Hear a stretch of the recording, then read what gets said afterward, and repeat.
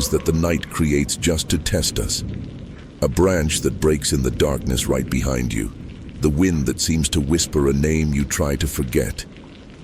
But no sound compares to that primitive call, a howl in the forest that belongs to no wolf known to man. It is not a call to hunt, nor a warning to others of its kind. It is something different.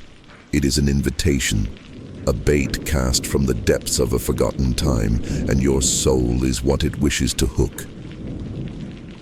Most people, upon hearing such a cry that tears the veil of night, would shrink back, lock their doors, and pray for dawn. They would feel the instinctive truth in their bones. That sound is the harbinger of a violent end. But what if curiosity, that wicked itch at the back of the brain, was stronger than fear? What if, instead of retreating, you felt pulled? Imagine him then, a man walking on the edge of that same forest. He wasn't looking for trouble. Perhaps just an escape from the noise of the world, a moment of silence under the silver gaze of the moon. But the silence was broken. The howl struck him not as a sound wave, but as a physical force vibrating in his chest, silencing the crickets and the wind itself. It wasn't just a sound, it was a question. And against all common sense, against the scream of every self-preservation instinct evolution had given him, he decided he needed to find the answer. He took the first step into the darkness, the dew-wet ferns clinging to his pants like cold fingers. With each step, the forest seemed to transform. The trees, once just wood and leaves, now seemed to twist into humanoid shapes, their branches like skeletal arms extended in a sinister embrace.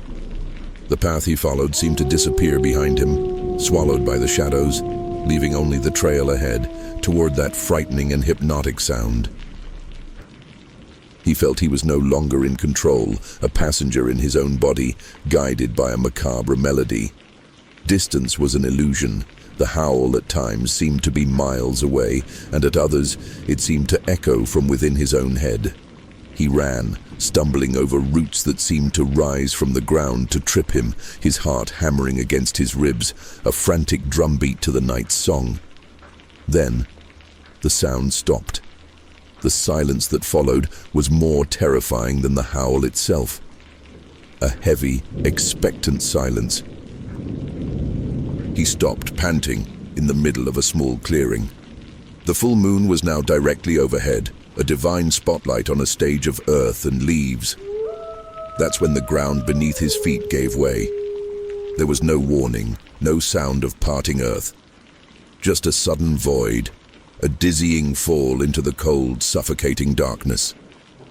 The air was stolen from his lungs, and the only sound was his own muffled scream, swallowed by the earth. The fall was short, but it felt like an eternity, ending with a brutal impact and a sound that would haunt him forever. The cracking and grinding of dry bones. He had landed not on soft earth, but on a bed of mortal remains. For a moment, pain and disorientation overwhelmed him.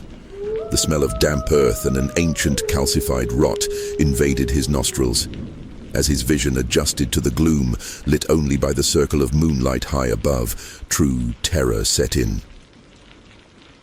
He was in a pit, a deep, circular hole that did not seem like a natural formation. And it was full of bones, thousands of them. Broken ribs, shattered femurs, and the empty smiles of countless skulls stared back at him from every angle. They were animal bones, yes, deer, bears, wolves. But among them, unmistakable, were the more delicate and terrifying shapes of human bones. He was in a bone pit, an open grave, a pantry for an ancient and insatiable hunger. The cold air of the pit seemed to suck the warmth from his body, and he realized with soul-chilling clarity that he had not fallen there by accident. He had been led there. The clearing was a trap, and he was just the latest prey to be harvested.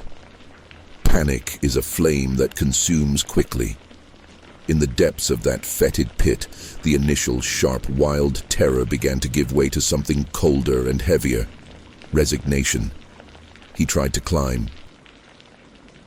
The earthen walls were compact and damp, crumbling under his grip, offering no purchase. The bones under his feet shifted and rolled with every movement, making any footing unstable, a macabre and treacherous ground. Every attempt ended the same way. He would slide back to the center of the grave, with more dirt under his nails and the sickening sound of bones cracking under his weight. The circle of moonlight above seemed to mock him, a promise of a world to which he no longer belonged. He was in a tomb he had sought himself. The howl in the forest was not a call, it was a sentence. He was the sacrifice, and this was the altar. He sat, exhausted and defeated, amidst that cemetery of creatures and men who, perhaps, had heard the same call as he. The silence returned, but now it was filled with his own ragged breath and the racing beat of his heart. It was then that a new sensation began, subtle at first. A vibration. It didn't come from the walls or the ground.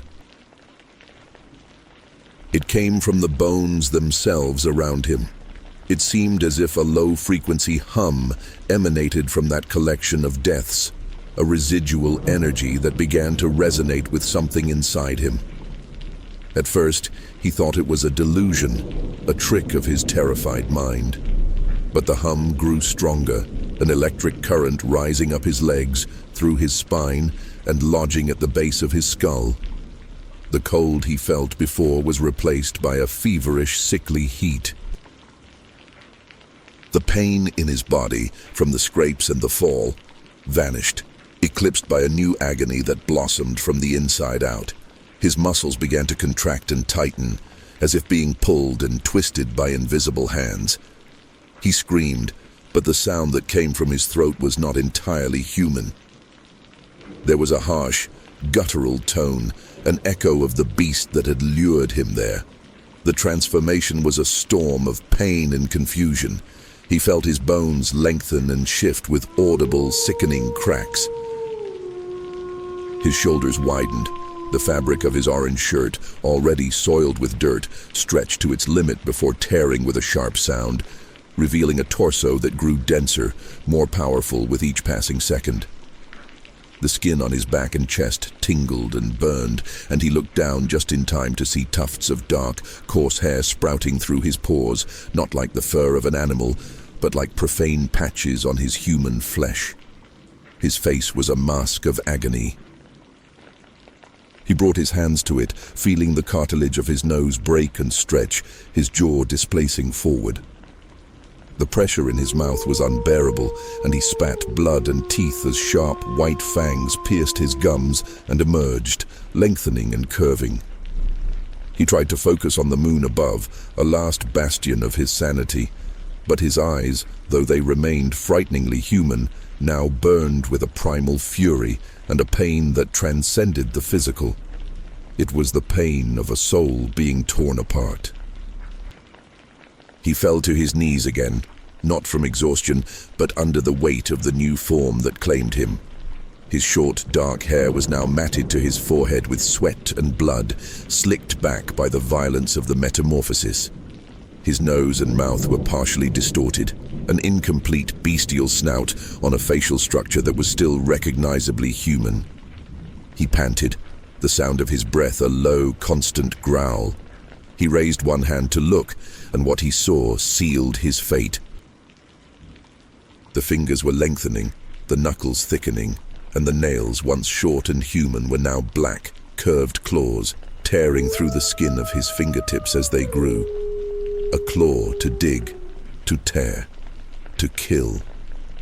He snarled at the moon, a sound of pure anguish and hatred, raising this clawed hand in a gesture of defiance. With his other hand he clutched his own chest, as if trying to contain the beast bursting from within him, or perhaps to claw out the last remnant of the man he once was. He was no longer the prey. He was the next phase of that ancient horror. He had re-emerged with claws, If this journey through the darkness stirs something primitive within you, if the terrible beauty of such a transformation fascinates you, then consider joining our pack. Subscribe to the channel, for the full moon always returns, and with it, new stories emerge from the shadows. And now I ask you, as he kneels in that pit of bones, what do you think would be the true nightmare? Certain death in a forgotten grave, or the agony of becoming the monster that will inhabit it? Leave your thoughts in the comments. The agony of flesh and breaking bones subsided, but what came next was not relief. It was an invasion. His senses, once limited by fragile human biology, exploded into a cacophony of information. His eyes, still retaining their human color and shape, now pierced the darkness of the pit with supernatural clarity. He could see the spiderwebs in crevices no man would notice, every grain of dirt, every fissure in the skulls that surrounded him. His ears, now tuned to a wilder frequency, picked up the rustle of a hidden mouse meters away, the flutter of a moth's wings near the edge of the pit, the slow flow of sap within the tree roots that infiltrated the earthen walls. The world, which was once a place of shapes and shadows, became a vibrant, detailed map of life and movement. But it was the sense of smell that overwhelmed him, that drove him to the brink of madness. He could smell the oxidized iron of blood spilled long ago on those bones, the scent of fear from the paralyzed rabbit in the thicket 50 meters away, the metallic tang of the moon itself. It was too much. A sensory deluge that drowned the last vestiges of coherent thought, replacing them with a mosaic of primal instincts. And beneath it all, stronger and more urgent than any sound or sight, was the hunger. It was not the hunger he knew, that feeling in the stomach that called for food. It was a void, an abyss that opened in his core, a voracious need not just for flesh but for warmth, for life, for silencing the pulse of other creatures with his own. The bone pit was no longer his tomb. It was a taunt, an empty pantry that screamed the history of countless past meals, stoking the fire in his belly. The pain of his transformation was nothing compared to the pain of that emptiness. The anger, previously directed at his situation, now had a focus. It was no longer the anger of a victim. It was the fury of a starving predator in a world that suddenly seemed made of prey. He stood up, not as a man stands, but as a bear rises with a heavy, deliberate power. His new muscles, dense and hard under the fur-patched skin, coiled. The question was no longer if he would get out of that pit, but how. And the answer was at his fingertips. He didn't try to climb. He attacked the earthen wall. The claws, which moments before were a source of horror and pain, were now tools. He drove them into the compact earth with a grunt of effort and fury. The earth, which previously crumbled under his human fingers, now gave way, torn by his claws as if it were fabric. He didn't climb. He dug his way up, in an explosion of vertical violence. Bones were kicked aside, skulls rolled to the bottom of the pit with a hollow sound, and a shower of dirt and gravel rained down on the carpet of skeletons below. It was an act of brutal denial. He was not escaping a tomb. He was being born from it.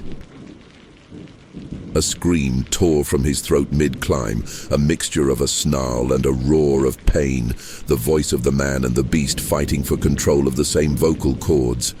Every meter gained was a victory of brute force, the creature dragging the dead weight of human memory with it.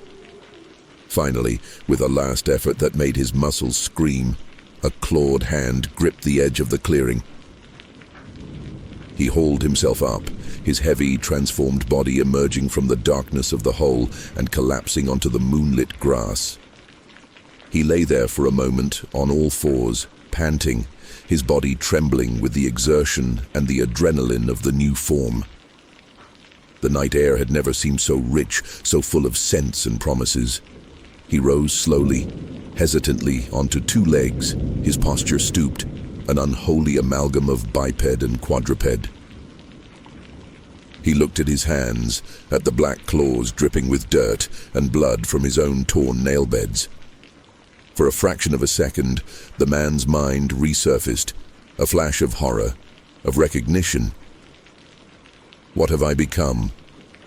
The question echoed in the silence of his mind, a phantom scream. But the hunger was faster, the hunger was louder. The beast's instinct crushed that spark of consciousness like a fist crushes an insect. Doubt was replaced by purpose. He turned his face to the sky, and the howl that escaped him had none of the melancholy of the first one he heard. This was a guttural, broken sound, a declaration of power and pain, and above all, of an insatiable hunger. The sound died, and he stood motionless, his head moving slowly from side to side. His senses, now under the beast's control, scanned the night. Then he froze. His head snapped to the east. A scent, faint, distant but unmistakable. Wood smoke, burning wood. And beneath that, the warm, pulsing scent of life. The scent of men. The forest was no longer a labyrinth of fear. It had become his kingdom. He moved through it with a speed and certainty the man who preceded him could never have dreamed of. There was no more stumbling over roots or hesitation in the dark. His feet, now broader and with strong toes that gripped the earth, propelled him forward in a long, predatory lope, a silent and deadly march. The body, once a burden, was now a weapon perfectly adapted to this new purpose. He leaped over fallen logs with brutal ease, his muscles contracting under the torn skin, and landed without a sound, the embodiment of a shadow that had detached itself from the night. The howl in the forest that had condemned him was a distant memory, a faint echo muffled by the sound of his own blood pulsing in his ears, a war drum for the hunt to come. Every scent, every sound was processed with lethal efficiency. He did not think, he reacted, he did not reason. He instinctively knew that the smell of ash and burnt pine was leading him closer to the sweetest scent of all, the smell of warm, oblivious life. After what felt like an eternity of silent running, the trees began to thin. The darkness of the deep woods gave way to a clearing, not like the treacherous one that had swallowed him, but one made by man. And in its center was the source of the scent, a small wooden cabin, a lone bastion of light and warmth against the vast, cold night. Smoke rose from the stone chimney in a lazy column, and a single window glowed with a yellow, inviting light. To the man he had been, that sight would have been a beacon of hope, of salvation, a refuge. But to the creature he had become, it was just a target, a box of meat. He stopped at the tree line, perfectly still, hidden by the shadows that were now his allies. His eyes, still painfully human in their fury, focused on the light. He watched, not with the patience of a hunter, but with the tense stillness of a bomb about to explode. He could see a silhouette pass by the window once, a fleeting movement that made the hunger in his stomach twist into a tight, painful knot. The sight of that house, an icon of a world to which he no longer had access, stirred something beneath the surface of the beast. A spasm, not of muscle, but of memory. For a fleeting instant, the image of the light in the window did not provoke hunger, but a pang of a different emotion, a phantom pain of loss, a home, safety, warmth. The memory was unreachable, like trying to hold smoke, but the pain it caused was real. The creature brought its free hand, the one not raised in a perpetual threat, to its muscular chest, in the same gesture it had made in the bottom of the pit. The claws pressed against its own skin, an act of confused agony.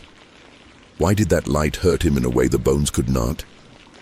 The beast did not understand sorrow, but it understood pain. and, like a cornered animal, it reacted to that pain with the only emotion it had left in abundance: rage. The spark of longing was instantly extinguished by a wave of fury.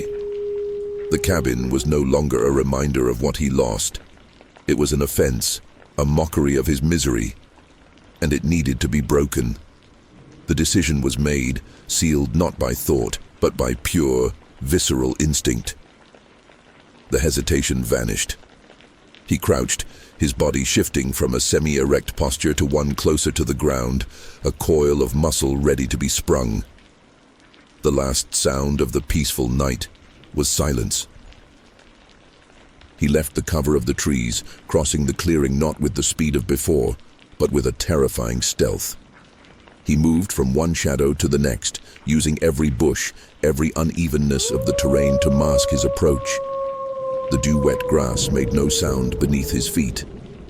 He was a ripple in the darkness, a nightmare closing in on the front door. He reached the cabin wall, the smell of treated wood and the life within now unbearably strong. He rose slowly beside the lit window, the yellow glow painting one side of his deformed face and highlighting the patches of fur on his skin. He looked inside, and what he saw caused a low, guttural growl to vibrate in his chest. He raised his hand, claws extended, and placed it gently against the glass pane. The slight pressure made the glass creak, a tiny, almost imperceptible sound. But inside, the silence was broken. The movement stopped. Someone had heard. The world inside the glass was a painting of a life he would never know again. A fireplace crackled, casting dancing shadows on a bookshelf filled with books and a simple wooden table. Near the fire, a lone figure stood, previously relaxed, now rigid as a statue. The person's head was turned in his direction, eyes wide with the look of someone who has heard the sound that does not belong to the night, the sound that heralds the end of all things. In the windowpane, the creature saw its own monstrous reflection superimposed on that peaceful scene. The semi-formed snout, the exposed fangs, the human eyes that burned with an infernal light. The sight of himself, merged with the image of the world stolen from him, was the final spark. The growl in his chest exploded into a roar of pure fury. The clawed hand resting on the glass clenched into a fist and swung. The sound of shattering glass was like a thunderclap in the small cabin, followed by the noise of splintering wood as the creature's fist smashed through not just the glass, but the entire window frame. There was no hesitation. He propelled himself through the newly created opening, a torrent of fury and brute force. Shards of wood and glass rained inward, scattering across the floor. He landed inside the cabin with a dull thud, bringing the cold of the night and the smell of wet earth and blood with him. The heat from the fire hit his skin, a strange and irritating sensation. The smell of pine smoke, cooked food and old paper assaulted him, a sensory pollution that offended his heightened instincts. He rose to his full, terrifying height, the shards of glass stuck in his patchy fur glinting like unholy diamonds in the firelight. He turned his head, his eyes fixed on the human figure across the room. With a gesture of pure contempt for the environment, he swept his clawed arm across the table, sending a lantern, plates and books flying through the air, crashing to the floor in a cacophony of destruction. He was clearing the board, asserting his dominance. This was no longer a home. It was an arena. The human figure backed away, one step, then another, their face a mask of disbelief and absolute terror.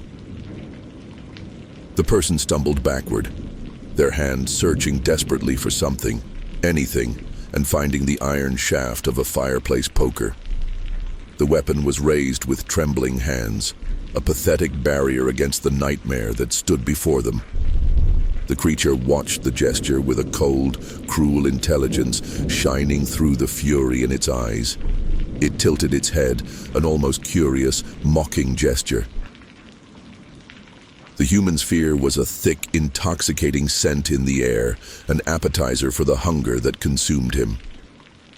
He took a step forward, slow and deliberate, the sound of his claws scraping on the wooden floorboards.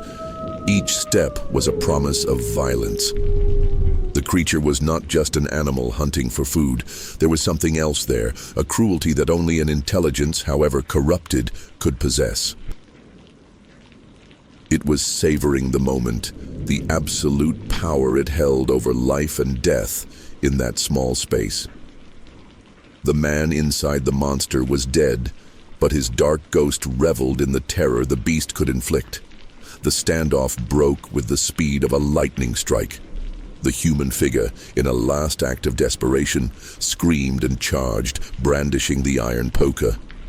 To the creature, the movement seemed to happen in slow motion. It dodged the clumsy blow with a fluid motion, and before the person could retreat, the beast struck. It lunged forward, not with its mouth, but with its hands. One hand swatted the poker away, tearing it from the human's grasp and sending it clattering against the wall. The other hand, claws extended, shot forward. But the instant the sharp tips of its claws touched warm, living flesh, tearing through the shirt fabric and piercing the skin, an explosion of white light and pain blinded the creature's mind. It was not the human's pain, it was its own. An image, vivid and overwhelming, flooded its consciousness. A hand outstretched, not with claws but human, holding another person's hand. Laughter, the warmth of the sun on a face.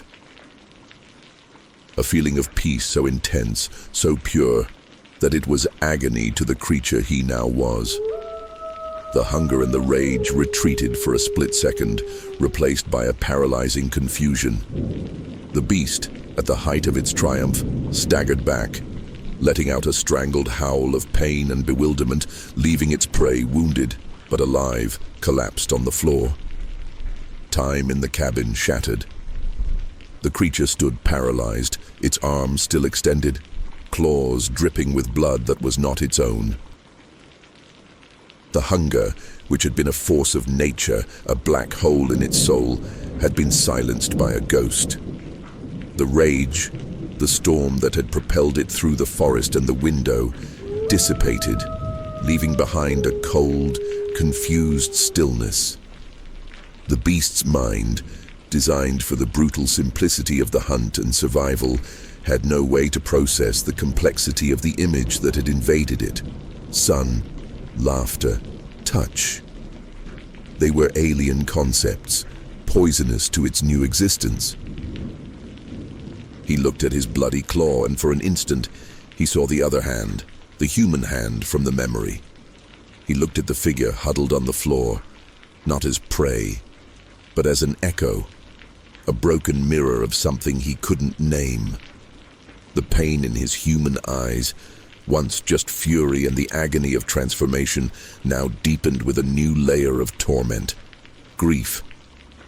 He was grieving for a life he didn't know he'd had. The internal conflict manifested in its body. He took a step back, stumbling over his own strength. A low, confused growl rumbled in his chest, but it was interrupted by a shaky breath, almost a sob. He brought his free hand to his head, the claws scratching his own scalp, as if he could tear the invading memory from his brain. He looked at the broken doorway, then at the figure on the floor. Kill? Flee? The beast screamed to finish what it started, to sate the hunger that was beginning to return. But the ghost of the man, now awakened, screamed in terrified silence. He was trapped between two worlds, two natures, and the tension threatened to tear him apart from the inside in a way that not even the transformation in the bone pit had managed. He was no longer the predator in control. He was a battlefield. The creature that re-emerged with claws was now being impaled by a weapon it could not see. Its own lost soul. The true horror was not the monster he had become, but the man he still was. Then He raised his head to the wooden ceiling of the cabin, neck stretched, muscles taut. He opened his mouth, but what came out was not a simple howl. It was the sound of a soul breaking. It started low, a moan of pain that was almost human, the note of grief from the memory that had assaulted him.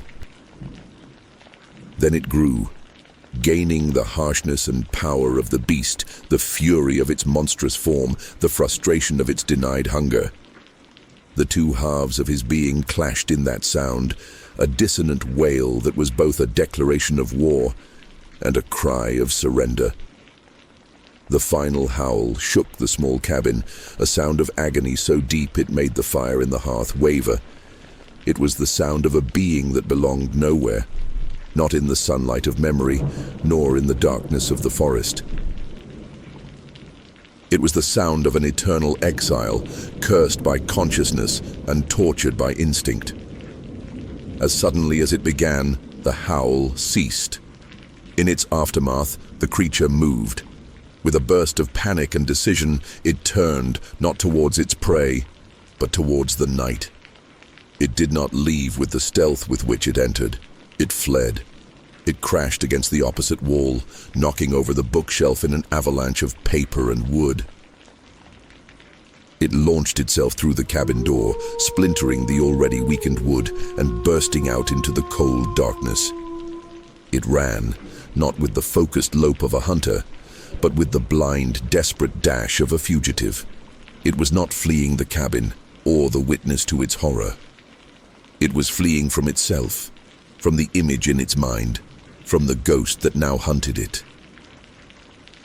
The last sight the person in the cabin had was of the monstrous silhouette disappearing back into the tree line, swallowed by the same darkness that had birthed it. The forest, once a kingdom to be conquered, was now a place to hide. What would happen when the hunger returned in full force? What would happen the next time the memory of the sun tried to break through the clouds of its fury? No one knows. The howl in the forest found a new voice that night. A voice forever torn between man and beast, destined to wander in the darkness, hunting and being hunted by its own ghosts. The scariest stories aren't about monsters that live in the darkness, but about the darkness that lives within us. If tales like this make you look twice at the shadows, then you've found your place. Subscribe to Full Moon Howls and join our community. We want to hear your echoes of the night. Tell us your own stories or theories in the comments. What do you think the creature will do now? And if you survived this tale, leave a like so the darkness knows you're not afraid. Or maybe that you just pretend well. Until the next full moon.